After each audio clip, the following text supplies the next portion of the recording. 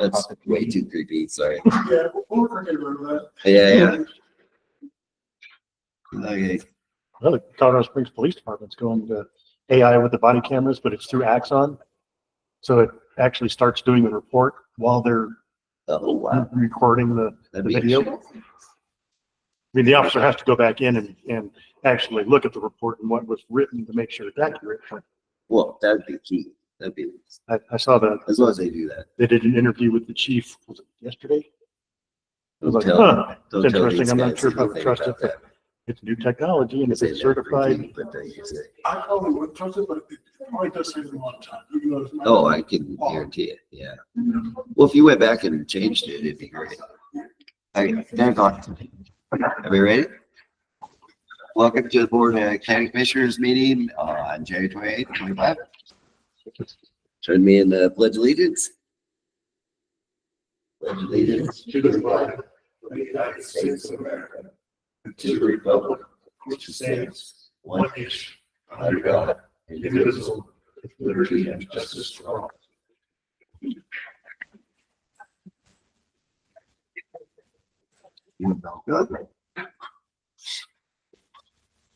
And the agenda approval. Commissioners, we want to change the agenda to add an appointment for Debbie Reynolds. Right now. I don't know. Add it to the agenda. Almost. Almost. I'd like to make a motion to amend the agenda to add Debbie Reynolds. Second. First and second, any other discussion? Call for the vote. Commissioner Chamberlain, Yes. Commissioner Waddell, Yes. Chairman Spurlock, Yes. motion passes. And yeah. Any other public comments? How about? Consent agenda. Oh, consent. Oh, do we have, yeah, consent agenda? Do we have the 1/21/25 meeting minutes? Yep, and that's it for the consent agenda. I make a motion to accept the consent agenda. I'll second the motion. Any discussion? Call for the vote. Commissioner Waddell, Yes. Commissioner Chamberlain, Yes. Chairman Spurlock, Yes. motion passes. Okay, now public comment.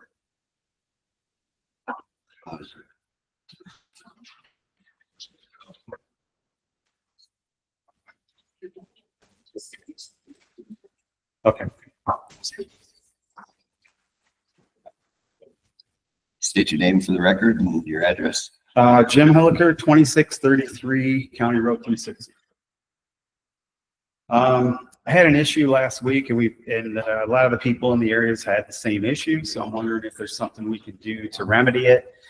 We live on 360 right off as you turn. If you go straight on 362, the road 360 heads up to Lover's Leap right there. There is a opening there that always gets covered with snow. And I was coming home Tuesday night and I have a truck that's probably 7-inch lifted with 35-inch tires with locking hubs. And I got stuck and I had to back up and I couldn't make it home. My issue is there was no snow that day. There was wind. So there was trucks everywhere. There was no trucks anymore, I should say. So I'm wondering if there's a situation that we could take care of with that. I have an elderly mother that's 72. There's no way that an ambulance would have got through that night if she had had a heart attack. I have probably 6 houses down the road towards Lover's Leap, and they're all elderly people. They're all older. There's no way people are going to get through there. So is there a way that we can either get a number to call somebody? I understand if it's a snowstorm. We've been out there plenty of times. If it's a snowstorm, they get to it when they can get to it. But this is when wind comes across there with no snow. I mean, no snowstorms, and it gets bad. I mean, it was probably 4.5 feet tall. So my only situation I could think of, or my only idea is maybe a snow fence on both sides. That would probably be the best. Either that or a phone number of somebody from the county that we can call to get somebody to clean that out. And I'm not going to call if it's a snowstorm because I understand they'll get there when they get there. But this was a wind situation, and there was no way. If I'm not getting through there, nobody's getting through there. What was the name of the road again? What's that? What was the name of the It's county? 360. It's as you go past the lakes in Levita, you take that first left, and then if you go straight, it turns to 361, and if you go right, it's 360. And right there where you turn right, it's open. We live on Deuce place, and it's all open across there, and there's a big field right there, so it just blows across, and it's always super deep. So, like I said, if it's a snowstorm, I understand, but the wind, there's got to be a way we can take care of that, because there's a lot of people that live down there, and if something happens, it's not going to turn out well. And it's those west to east. What? Is it for a west to east wind? Yes, Is that it sure usually- is. Yep, it sure is. It comes right across there, and there's a house that kind of sits in the trees as you come around the corner and go down the road. It's on the right side. From that tree line to that corner is where it always gets bad. I mean, the whole road had drifts on it, but they weren't terrible. They were maybe a foot deep, but that spot was probably 4 feet, and it's always terrible. And I'm just worried about, if something happens to my mother, something happens to those people down there, there's no way they're going to get an ambulance down there. No way possible. Can't believe that. And like I said, it was just windy that day. There was no snow. So, Taking everything off the field. yep, it comes right off that field. It goes right across. And I talked to, I know several people that lived there their entire life. Evan, he owns Sammy's, one of my buddies over there. He said that is the worst spot in Levita. It always gets covered up, and it's not been taken. I think last year there was a snow fence up there, but I'm thinking it was probably the rancher that did it. So I'm not sure. So if we could do a snow fence or maybe a phone number or somebody we could call to get them to plow that thing out, because we couldn't even get home that night. We had to stay somewhere else. So, that's not my issue. It's the issue. My mother's there, and there's a lot of people down that road that are elderly that aren't going to get any help if something happens. Yeah, that makes sense. And I thought there was a snow fence there. There was One last time year. There's somebody- not this I don't year. know Yeah. who maintained it. I'll have to check into that. Yep, Definitely. that's all I had. Excellent. So, Yes. The non-emergent number for dispatch is. I called dispatch. I called the county, and of course they were closed. So I called a couple other people, and they told me to call 911. So I called 911, and I told them it was an emergency, but they said nothing they could do. So then I called the sheriff, called me, and he basically told me the same thing. Nothing they can do. We're gonna resolve that. That's not the correct answer. What's that? We're gonna resolve that. That's not the correct answer. Yeah, Yeah. exactly. We should have never controlled the one we could do. Exactly, and that's I mean, if I could have made it through, I would have probably been the only one to make it through there. But that's my worry is my mother lives with us now, and there's a lot of people down that road, and they're all elderly. I mean, I'm very sure about that. We should not have been told what we can do. Dispatch does, water dispatch does go out at night to resolve these issues. yeah. It was Tuesday night. It was about 9:30, probably. 9 o'clock. We closed at 8, so we were probably there about 8:30, 9 o'clock. It was pretty slippery. The roads were icy for sure, but it wasn't snowing at all. So, and I did see when I left to head back to find a place to stay when I was heading down 160, I did see a county truck heading 160, but they didn't hit our road because I called Jim the next morning and shit, they were out there 15 minutes, 20 minutes later. They took care of it. But my situation is they need to take care of it if somebody calls that evening. I mean, like I said, if it's a snowstorm, I get it. They get there when they get there. They're busy, but when it's wind, there's no reason they shouldn't take care of that. Absolutely. Was this last Tuesday night? Last Tuesday.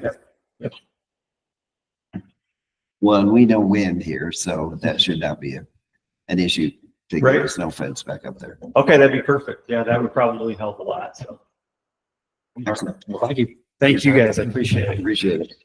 All right, thank you for coming in, Jim. Thank you very much. You guys have a great day. You too. No one else. How about, is there anyone online? Dale has her hand raised. Dale? Dale online? Robert has to-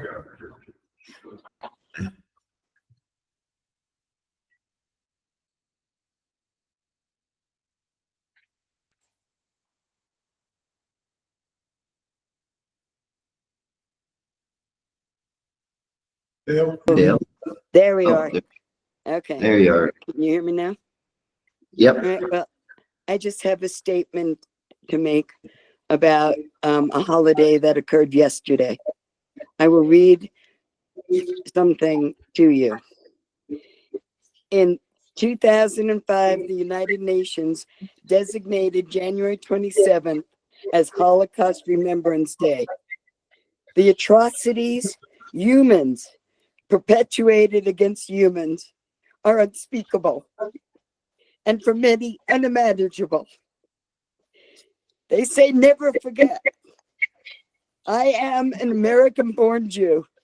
I would like to put forth ways I believe we can honor the lives of those murdered during the Nazi regime of terror during World War II.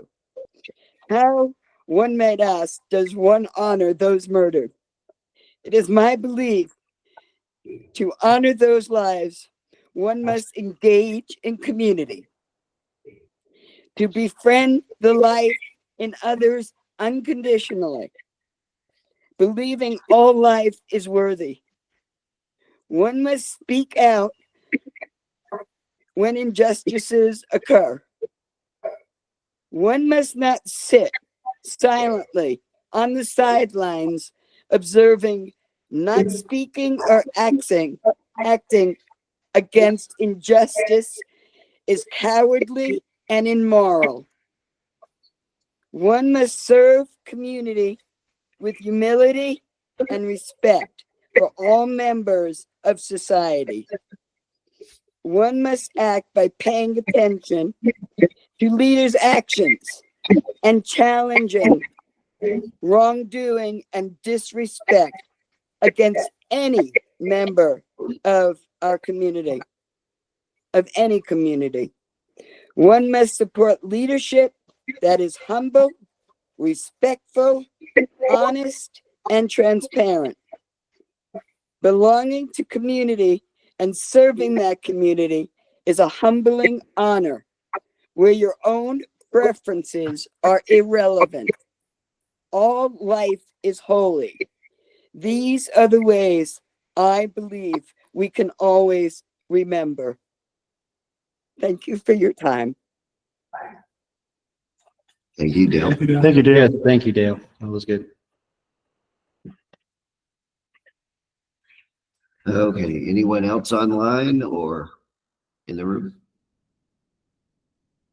My name is Patrick Sneed. Could you come to the podium and state your name and Appreciate it. where you live on the record? So, in there.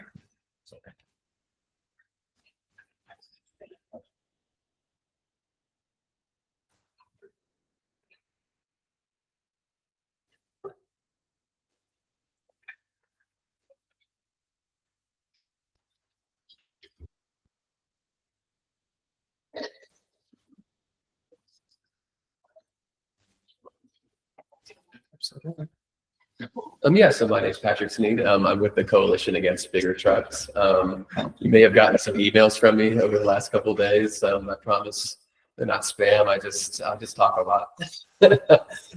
If you would be interested, would be all right if I gave you a folder with our information in it? Cool.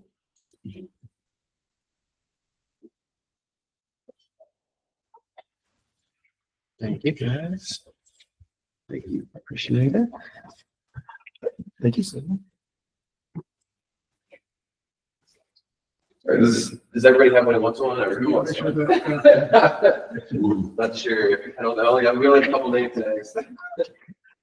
All right. You guys good? All right. All right. Yeah. So we can just hop right in. My name is Patrick Sneed. I'm with the Coalition Against Bigger Trucks. We're a national grassroots nonprofit organization. We work with over 3,000 individuals, hundreds, countless organizations across the United States, even in Hawaii and Alaska, even though I haven't been allowed to go there yet. But what we do is we go around talking to folks like yourselves, finding out local voices. The issues that we see are there have been efforts in Congress to increase the weights and lengths on semi-trucks. Obviously, semi-trucks are pretty big right now. They're about an 80,000 pound limit. There are special exceptions, especially, the farmers obviously got to get the stuff in. I actually came from a cattle farm down in Alabama way back in the day. That's why my voice now sounds like I'm from the middle of America. But, we just see where there are certain interest groups that are trying to raise the weight of things. Really, we hear a lot from the Shipper Coalition, your Anheuser-Busch, your Cargill, your Coca-Cola. They want to raise the weights. Obviously, you guys have a lovely town here. You don't want to see heavier trucks come barreling through here. Do you guys see anything like right now with any kind of heavy truck issues? Do you ever see, people taking out the traffic lights or anything like that, or any kind of safety issues right now? Oh, yeah. In the past, I have, yes. Yeah. In the Fifth and Main, going eastbound on to Highway 10. Yeah. There have been several occasions. Well, I worked as a police officer here in Levita, or here in Walsenburg for 13 years. And in those 13 years, I saw 7 instances where trailers took out the pole or up on the curb or hit a car or scratched a car, heading out to go on Highway 10 to, I'm sure, go around weight stations, because it's one of the major routes that they use to go around Highway 10 to 50 and down and around. Right, we see a lot of just trucks trying to skip weigh stations, skip ports of entry. And it really, unfortunately, puts a lot of trucks on county roads, bridges that were never built to handle 80,000-pound trucks. We actually did a bridge study where just because when a truck is on a bridge, there's nowhere else for that weight to go. And just to have catastrophic failure on your bridge just out, right off the highway, just because there was a trucker using his Apple Maps, which is already the wrong thing to be doing in the first place, just compounding the issue. And that's why we say, having even heavier trucks on the roads just going to make everything harder. On the other side of this issue, the big argument is, look, having heavier trucks on the roads will mean, less trucks on the roads. Well, I assume everybody in here uses Amazon, and or maybe you're like me and you still use eBay. But there are going to be more trucks on the road every single year, no matter what, because that's the way that our society's gone.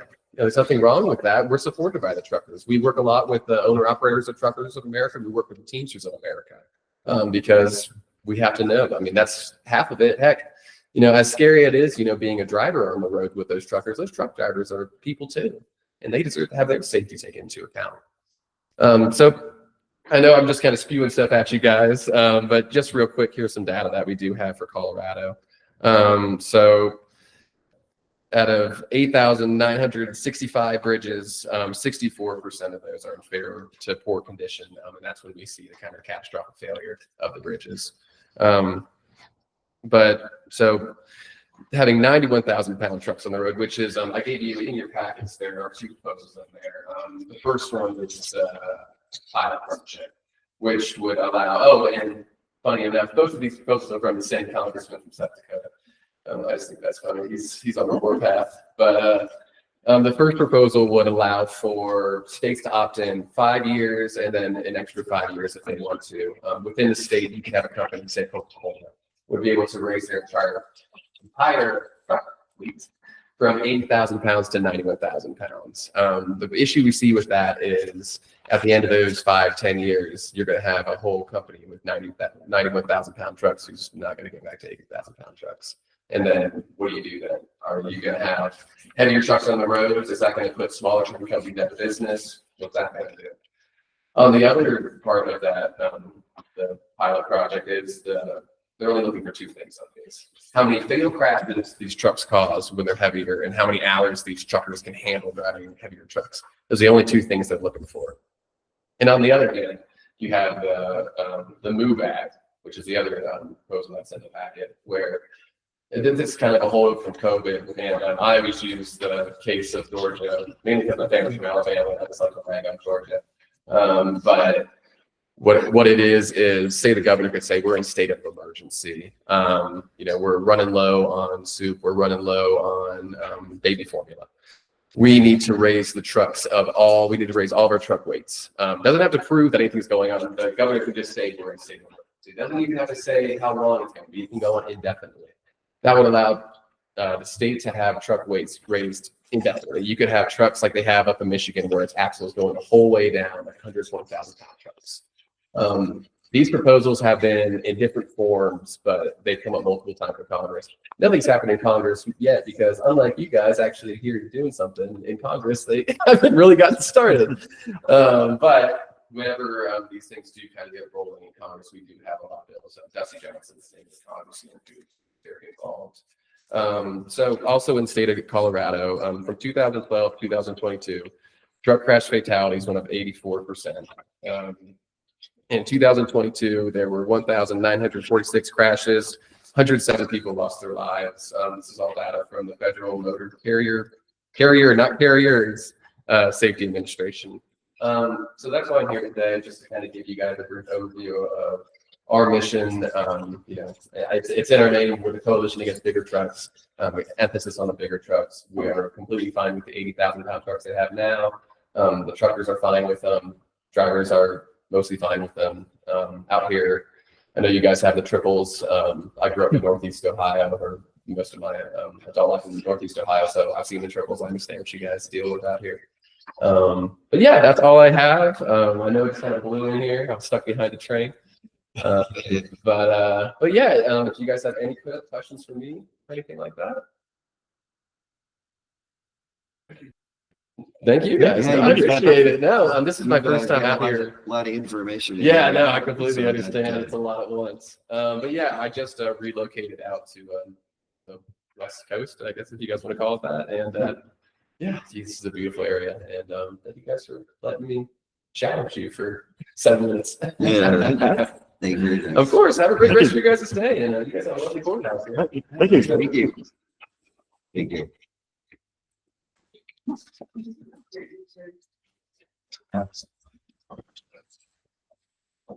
Any other comments? Public comments? Anything else? Nope. All right. Is bail still raised, or is it just? She's fine. He's done. Okay. Okay, now time for appointments. Yes. Hey, Debbie. Come on down. Come on down. You're the next contestant. Okay, so it's my time to give my quarterly report, the fourth quarter. I'll get my stuff together. And I give you all copies, okay?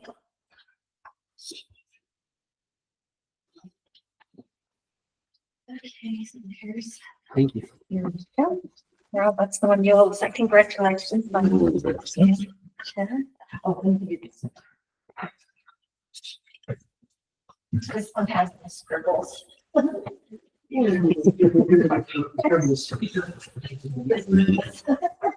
It's the other notes say, that could be interesting. Right, girl. It looked like I had 4 foreclosures in this quarter, a confirmation deed, and those are when the foreclosure goes all the way through, then we give the bank or whoever back the property. I had 1 withdrawal. Withdrawals are the best because they take it out of foreclosure. 15 escrow fees. That's any of the contracts for land sales. They pay me a fee to keep track of those. And then I had 75 releases. And then on the very back page is, I think I stuck in there the whole year, January through December, public trustee report for the whole year. We do quarterly reports throughout the year. And then at the very end of the year, that's how much money goes in and out of this account. And then I have the small balance, but I had a lot of third-party sales, I think about 2 or 3, which seems like a few here. And when we get their money and then we head all back to the bank, there was a couple of homeowners that got overbid money, so that was really nice. Yeah, they lost their property, but they did get extra money, which was nice. Okay, that's all I have. Okay. I just need the chair to sign it and approve it.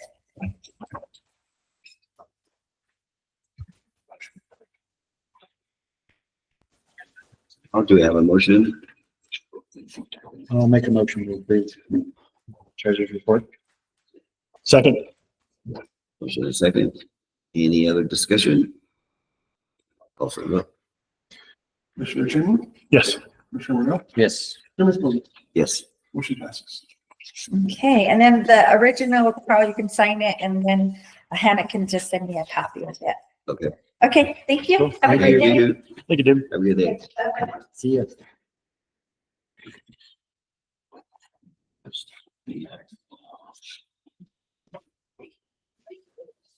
Okay. And now permits licenses. Do we have a, on the bulk water permit? So Commissioners, this is a book award permit for Beverly Brown Lee. This would be a county resident user which lives in the Gardner zip code. And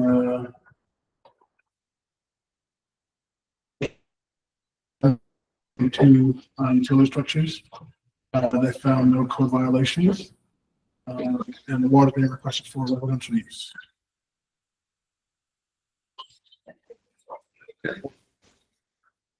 Have a motion?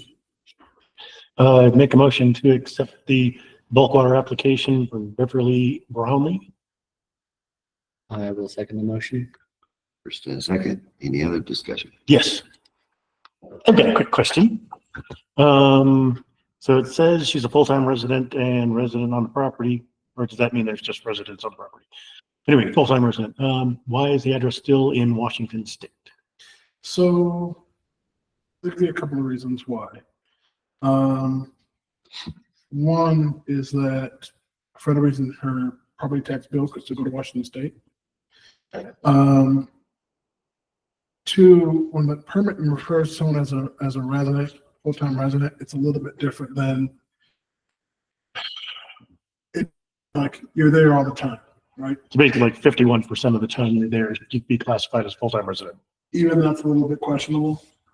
Because the way that the rate is broken down is this property located in this zip code? And is it for residential use or is it for camping? So it's more, is it camping or is it residence? That was something that was added relatively recently. So I'm not exactly sure why it was added because it wasn't on the previous ones. But it's more of a camping thing than a are you there all the time thing. And I know they were living here all the time for their whole life, but she's rather elderly now. That address always comes from the property tax system. Okay, that answers my question. Okay, first and second, any other discussion? All for the vote? Commissioner Chamberlain, Yes. Commissioner Wood, Yes. Chairman Bowman, Yes. motion passes. Okay, on to action items. Commissioners, first item, resolution number 25-06, a resolution to establish county commissioner liaison responsibilities for calendar year 2025. I will make a motion to adopt resolution number 25-06, designating the commissioners to their board of liaison. Second. First and second, any other discussion? Everything on there looks right to you guys? Look like Good. Looks like it'd be Okay. Call for the vote? Commissioner Chamberlain, Yes. Commissioner Wood, yes. Chairman Bowman, Yes. motion passes. All right. Let's have your resolution number 25-07, a resolution appointing Mary White as an alternate to the Huerfano County Planning Commission for a term expiring on December 31st, 2027.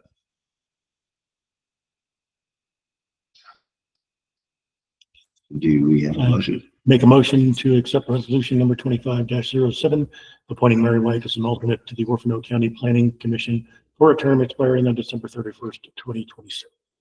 I will second the motion. First and second, do we have any more discussion? Call for the vote?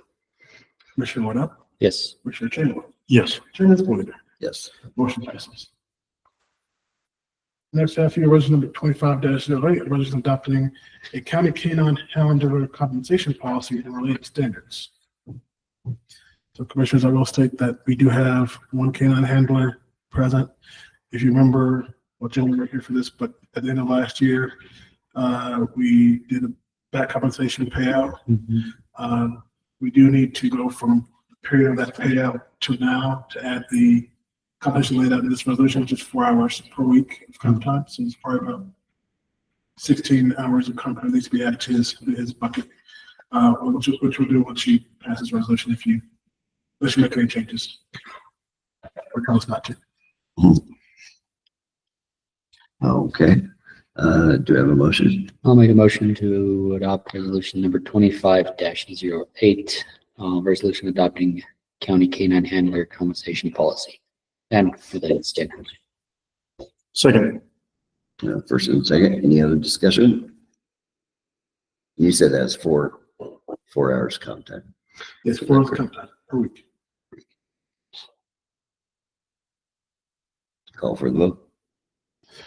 All right, Commissioner Chamberlain, Yes. Commissioner Warner, Yes. Chairman Spillier. Yes. Motion passes.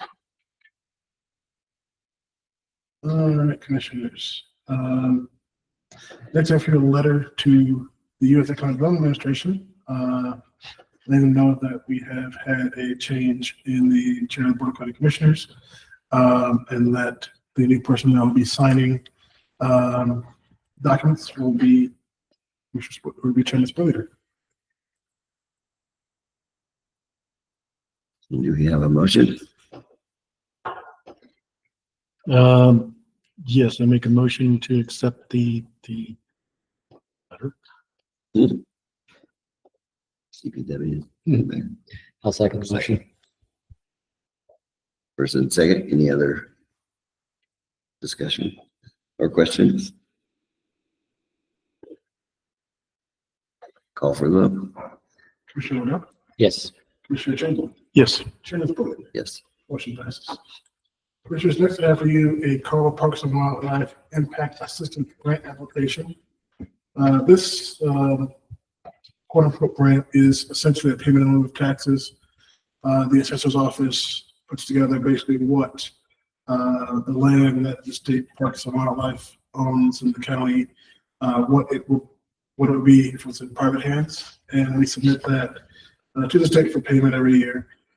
So you'll see this annually.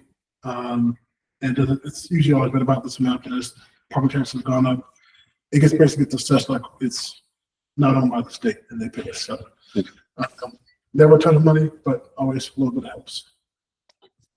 Make a motion to accept the application for the impact or the CPW impact assistance grant. Second. First and second, any other discussion? I would ask, who sets the rate on that 778? Is So that, the 778, for grazing, because it's that usually is, higher in private. Ish. my understanding is that that's the assessed value per acre. So that's that. I'm assuming that what Alicia has done here is use the way that the assessment works, and I'm still learning this, but basically there's a classification of the property based on sort of quality and things like that. Mhm. And then they tie it to a regional cost. So depending on what part of the county you're in, grazing land might be higher or lower. Oh, okay, that's the variation. Alicia's probably the better person to answer that question, make sure I got that right, but that's my understanding of how this works. Okay. Yeah, I just wondering who said that fee, so. Oh, okay, we have first and second. Call for the vote. Commissioner Waddell, Yes. Commissioner Chamberlain, Yes. Chairman Spillier. Yes. Motion passes. Commissioners, next I have for you a Southern Colorado RETAC grant application. So this is not actually a county grant, but the rules of the state require a ambulance district or ambulance service provider to get the county commissioner's approval before applying for a RETAC grant. These are generally due in December, so last week's a little bit late here. But basically what they want from RETAC, they usually have commercial RETAC before they submit it, and they send it to us before it finally goes in to be signed. There's nothing that affects the county's finances, anything like that. It's more like a check that commissioners are good with this, and yes, this ambulance service actually does do this work in our county. Okay. Do we have a motion? Motion to accept the Southern Colorado RETAC grant application for Spanish Peaks Regional Health Center EMS/ambulance. I'll second the motion. Now, first and second, any other discussion? Call for the vote. Commissioner Rodo, Yes. Commissioner Trimley, Yes. Chairman Sparrow, Yes. motion passes. All right, Commissioner, next I have a request to submit a grant application to the Federal Aviation Administration for the 4V1 airfield lighting and site rehabilitation project from the bipartisan infrastructure law. This is the single application for this project, and the request is for $144,000 from the FAA. This grant has a 90% federal match with another 5% coming from Cedar Aeronautics and the remaining 5% from us. So at the bottom of this memo, I've laid out the cost for engineering design, the cost for the construction, just the base bid on the construction, and sort of in total, how much is going to come from FAA, how much from Cedar Aeronautics, how much the county matches. This project is fully budgeted. Excellent. Appreciate you putting down the totals there. So that's why the numbers are different in the requested motion versus the down there, because the one that's down there is for everything. I'll make a motion to approve the application to the FAA Airport Improvement Program for the 4V1 airfield lighting and signage rehabilitation project in the amount of $144,000 with $3,789 from CDOT and $3,789 from the county. Second. We have first, second, any other discussion? Call for the vote. Commissioner Chamberlain, Yes. Commissioner Wood, Yes. Chairman Sparrow, Yes. motion passes. Commissioner, skipping down to page 93 of your packets. Yeah, that was a long contract. Yeah. Federal applications are never short. So this is the authorized signer form for enterprise fleet management. This is basically who can order a car.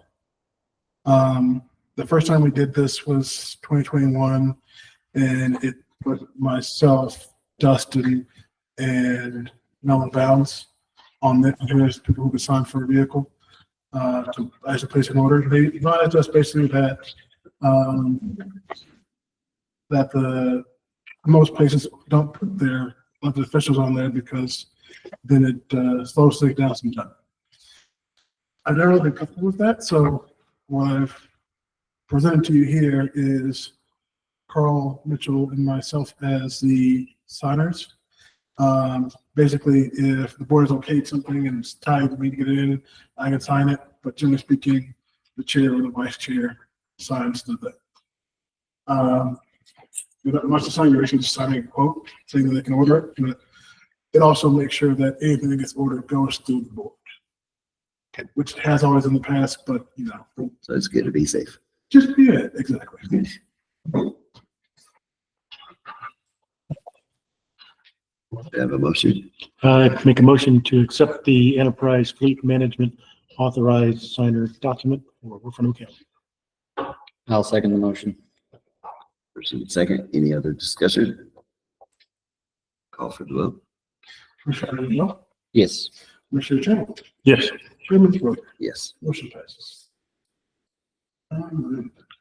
Next up, so commissioners, we got some ordering issues. There we go. Commissioners, next I have for you a mutual aid agreement that has been reviewed by legal and all parties in Pueblo and Huerfano counties have agreed. It comes to the board of signature. You are the last ones to receive this mutual aid agreement. This agreement allows mutual aid to be requested by any of the signing agencies and lays out requirements as well as personnel and equipment costs if they become necessary. So Pueblo County is going to be the last one to sign, but everyone else in the county is signed about that. As you guys know, we are heavily dependent on mutual aid agreements in our region. They're how we manage day to day in the course of a typical fire. At least one agency is called off mutual aid, whether it's inside the county or outside. For major things, bomb squad, poison control, hazmat. Thank you, Robert. We do call them Pueblo County, and they have been very instrumental in helping us to resolve issues. They have a lot of experience available to them, and they provide it regularly. So this is basically a master mutual aid agreement, easy to keep track of. A lot more people have to sign it, but it'll make sure that we all stay on the same page. We think it's a pretty great template, and we've talked about deploying some stuff like between us and Los Animas, us and Castilla or the Valley, because those are who we usually get mutual aid from and who mutual aid we usually reply back to. So you might get more like this. That's for your approval. Okay. I'll make a motion to approve the mutual aid agreement between Pueblo County and Huerfano. Second. First and second, any other discussion? The thing I was gonna ask is I didn't see, how do you work out any of the fuel costs or of other counties? Do we have a way of doing that to help with that, or? Yes, so there's like a set rate. So for the first 24 hours, generally speaking, it's on whoever's sending folks. That doesn't mean that if someone's headed back home, we won't say, you go fill up at our tanks or something like that. It's thank you. We're not taking full advantage of them. People come down here, we tend to feed them. Things like that to show our appreciation for people coming down. Make sure we don't have to. But generally speaking, first 24-hour operational period is on whoever's sending mutual aid, and then after that, we start to incur those costs. We being either the fire district while it's still under their control, or if it's put up to the county, and the county starts paying those kinds of costs. Or if it gets really big, start talking to Yeah. the state or whatever. Even when we start talking to the state, the county is still responsible for those costs. The state might reimburse us, the feds might reimburse us or the state. That tends to come several years down the road. Okay. Any other discussion? Call for the vote. Commissioner. You do I think I made the motion. Okay, it. Commissioner. Yeah. Yes. Commissioner Waddell. Yes. Chairman Spillier. Yes. Motion passes. Yeah, good. Did first. All right, Commissioners, next I have for you the statement sheet for our HUTF submission. As you guys will remember, County Road and Bridge is funded by the Highway Users Tax Fund, and we have to certify that amount is dependent on several categories that we submit to. There's a larger GIS thing that we submit to the state. This is basically just the cover side of that. It's a little bit difficult to put into a packet, so we would never do, but if you're interested in seeing it, Anthony can arrange. Okay. This lays out the number of miles of different categories of streets we have, and requests that the state pay us this year for this. When it says eligible streets, that means county roads. County roads, yes. And well, the reason why it's listed as eligible streets is sometimes, depending on what's going on, city or town, municipal roads can be co-county roads. So I think there was a time where the county took on Vita, and there was like a share of the road there. So we both took some credit for it. I think that agreement ended 5-6 years ago.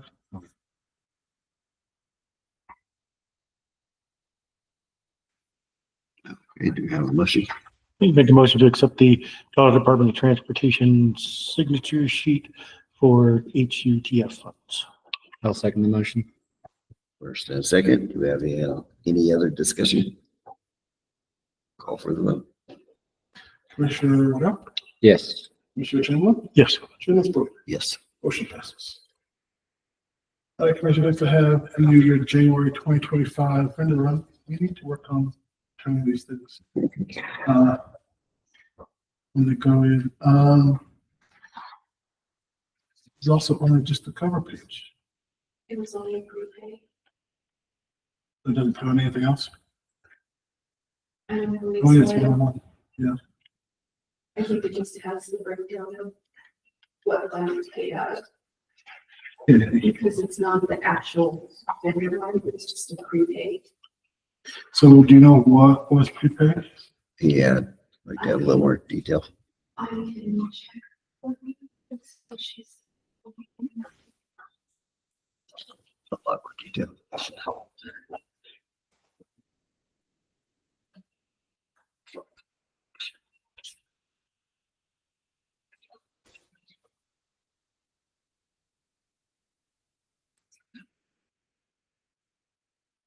I know that the big dollar amount is gonna be the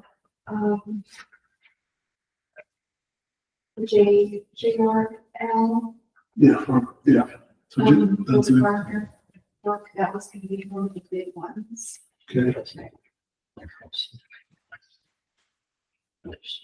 So that's payment to GI real estate for the Gorkin Gardner. And then the other one for 3,400 out of the general fund. CSC's, so. What was the total amount? Yeah. The total amount is $8,400. And it's split between, 5,000 out of the county housing authority and 3,400 out of the county general fund.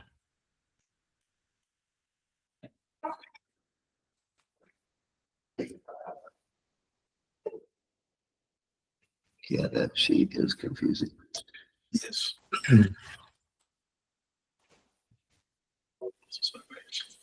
Yeah, I hate that one. You already said it, so I wasn't gonna beat that. There was a payment to Voice Ortega Funeral Home. A payment to LG Maintenance Enterprises that was missed on the regular vendor run. JRA Real Estate, those are the three prepays. So from the coroner's office, LG Enterprises is leading on computers, he takes care of the judicial center, and then the GR real estate license for the Gardner project. That was part of the first year that we had. I'll make a motion for the January 25th vendor run prepayment in the amount of $8,400. Second. Second, any other discussion? Comment? For the, Commissioner Chamberlain, Yes. Commissioner Royal, Yes. Chairman Boyd, yes, motion passes. No, we're gonna go that better this time. They will need to give us a global progress uploaded in the future. And that's the end of action items. now on to correspondence. Yes, so the correspondence, just one letter. As you guys might know, the county has a 99-year lease. How's it looking to come? I thought it was good. Psych, gotcha. Yeah, I'll just wait for it to go by now. yeah. It's one of the nicer guys. Yeah, He doesn't slow, just, my situation throw me off a little bit. All right, so the county, I think one say it was like in the 60s, leased the county fairgrounds to the 4-H Association, I think is their legal name, but we now call them the County Fair Board, or the County 4-H Fair Board. So every year as part of that lease, they inform us of who their board members are and what their their terms are. So that is what this letter is. We received it from the Jamesons, Senator Jameson, I think, last week, and we usually do this in December, but you know, things happen sometimes. So this is just, it's nothing for you to act on or anything like that, just so you know who the board members are for the fair board if you have questions, or Okay. someone stops you in the street and wants to know why something wasn't done or was done, anything like that. no, we can point him to. And that's in the correspondence. Now, staff reports. All right, so commissioners, I've lifted up in staff report the open positions. This positions closed on Friday. The junior Evelyn appraiser, I think it's been extended out for another week or two. I don't have the exact date yet, but that I was told that yesterday. Everything else is as is now. Open solicitations, by the time of writing this, we only had opened the RFP 25-01 for marketing relationships. Excuse me. However, yesterday I was able to release RFP 25-02 for accounting services and RFP 25-03 for, county attorney. That's for both for DHS and for the county attorney. We hired folks last time on short-term contracts. So hopefully we went into like a 4 or 5 year agreement. It'd be nice to not have to replace the county attorney in like the first year of the new board being set. So that's part of it. When I push it 5 years, but typically they're a 4 year appointment. Okay. We do these contracts for county attorney. The open board positions we're seeking, the district health department, board of review, board of adjustment, and the building authority. We have filled all the seats on the planning commission now. We have 5 regular members. I think I gave some before, it's at 5 and 7. That was incorrect. We have 5 members of the planning commission and 2 alternates now. I do expect that at some point Lana will want to resign from the planning commission as an alternate. She's been on the planning commission since the 80s. It's always a great meeting to attend and a great meeting to learn from. There's a lot of knowledge in that room. I fairly enjoy it when I can attend. I know I've been sort of acting as a planner. It's been fun to attend. But usually when I was a planner, I'm doing other things. So, yesterday the Trump administration sent out a memo to the federal agencies asking them to pause all grant payments, all federal financial assistance. By and large, most of the federal financial assistance that we have is DHS. They did say they didn't want to affect payments to individuals directly, but I don't know we don't know yet sort of what this is really going to mean for DHS programs. Hoping that by the time their review is complete, at least the initial was complete, they'll have restarted that. Which I think they requested to be done by February 10th. So only 2 that I'm worried about are DHS, which I think should be fine once they finish initial review, and the EDA grant we have for Wheelhouse. Those are the only 2 federal grants we have that people are paid out of. Everything else is capital. EMPG is like that as well. We do pay someone out of that around here, but it's a much smaller grant, so I'm not super worried about that one. Most of our grants are state pass-throughs, including all the DHS ones, but that doesn't. So there's a level of, even if they are impacted, what does the state say and what the state's going to do? So the one that we're most impacted by, I think, is really DHS. It's really the EDA grant, which, like I said, hopefully by the time they review this, we will be fine because we don't have a reimbursement in progress for them. So, okay. And from the looks of it, that looks like the planning and zoning commission is full now. Yep, full. Cool. You can technically appoint as many of our alternates you want, but it becomes a point of diminishing returns, I think. Okay, so I don't need to keep soliciting people. Yes. You're good on that one? Okay. Thank you. But the board, we need some people on the housing or the building authority board. The building authority board can use a few more faces, particularly contractors, or just like former contractors, architects, real estate agents, attorneys, people that deal, electricians and plumbers, people that deal with contractors, but we prefer to avoid having active contractors on that board. For conflict of interest reasons. Yes.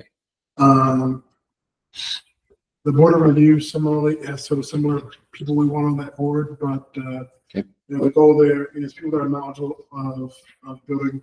And the important thing about the board of review is that they advise on codes. So the board of review and the board of adjustment meet very infrequently, usually once a year, sometimes even less than that.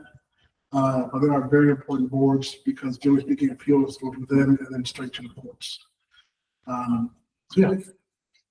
Cool. And then the health department board. Health department board, we need 1 person to replace Leeway King, who's retiring. Her term is expired. That's Scott Keene's wife. Yes. Leeway's been on the board for a very long time as well. Done an amazing job for us. Bonnie is our other appointee to that board. Are there specific requirements that we're looking for someone on that board? Not necessarily. I think it is just really helpful to have someone that especially as far as what's going on in the county right now, someone that is accountable, or not say accountable, but closely tied into the Board of County Commissioners. There's a lot of projects that are happening. They're trying to build this health campus here.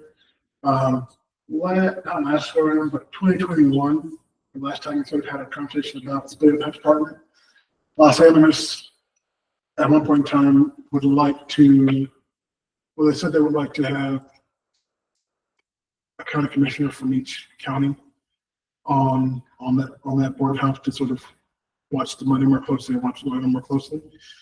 They ended up, instead of doing like a joint resolution to establish that as a rule, they appointed Louise. At the time, we thought that we didn't want to change our representatives because long service and it makes sense to have the coroner on there.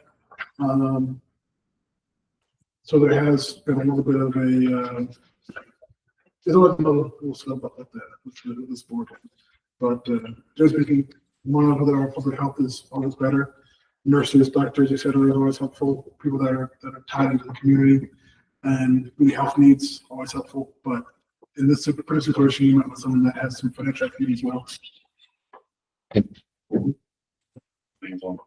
And since they really tried to get Lou Ray to stay for a little bit longer, so she didn't say no.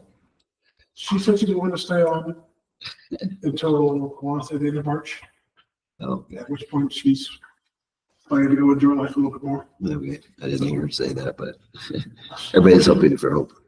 She'd stay a little bit longer. I mean, you try to convince her, I'm not opposed to that. How many times did they meet? They meet every other month. Every other month? Yes. And it's usually the last Wednesday of the month in the evening. Yeah, we were up last week. I happened to find someone that was willing to serve on that. I have questions. I didn't get to talk on that. So Oh. Yeah. I didn't hear your question. Richard. No, it wasn't a question, it was just a statement. Just so that, because I start asking people, they're going, well, what's required? I'll just read that. Okay. All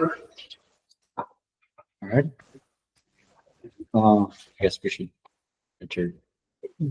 Anything for the county attorney? Nothing from the county attorney to report at the moment. Cool. Okay. Real quick, can I get I guess, copy of the schedule of the board meetings that I'm on, like when they are, so I can know? Please. I will see what I can do. They usually do it, once I notify, remember, Yeah. that people don't want it, they usually reach out themselves and don't Okay. really involve me, but I will see what I can. Most of you guys are just. Send you an email and you can register for the meeting and all that kind of stuff. Yep. They'll go into your account. Is that something Hunter can do or? Particularly with gyms, probably so, because most of them are very traditional. I think, it's Bob's wife that does both of these. Prime, my last name is Prime, the first name is, that coordinates most of those. And then I handle the opioid board, that one I have pretty handy. And then the mat expansion, I have that one handy for Carl, so. Yeah.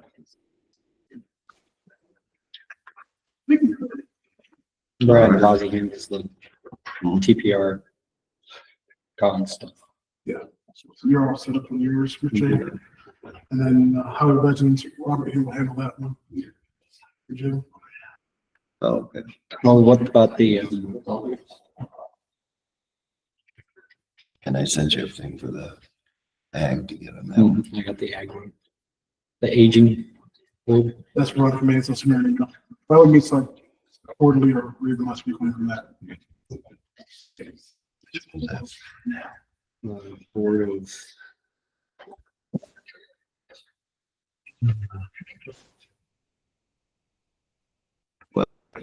Aging, Regional Aging Committee. Oh, yeah. Well, it's on there for like 1 or 2 meetings. Yeah, it's part on the head too. I thought they didn't leave that. Yeah, it wasn't real often. But there was another issue, so that's why I kind of disappeared. But until I said it. Okay. Anything else? Nothing We else? don't need the executive session? No, okay. Call for adjournment. I'll make a motion to adjourn the meeting. Second. Any discussion about whether or not to quit? Call it. Yes. Commissioner Wood, Yes. Chancellor, Yes, Large. we're.